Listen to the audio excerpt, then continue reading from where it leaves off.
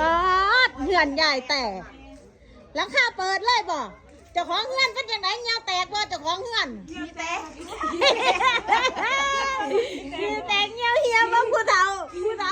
มาลีอยู่พี่ขี้แตกเงี้ยวเฮียอ๋อยังบนเงี้ยวกับเงี้ยวก็ได้หลังคาเหือนเพิ่งออกพี่น้องข้าอยู่ฝนตกหนักแห้ง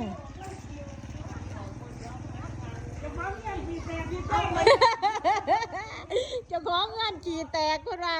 เบิ่งหลังคาเงินเพิ่งออกเบิดเลยบรรยากาศหลังฝนเดือน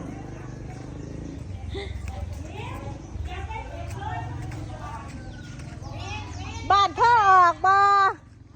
บ้านเธอออกอยู่บ่หลังคาว้ายบ้านฉันเกือบออกเพิ่งเพิ่มซื่อเบิ่งออกเบิดเลย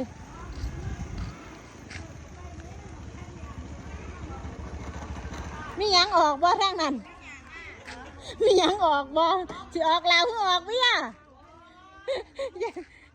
ยายแต่หลังคาเงื่อนเปิด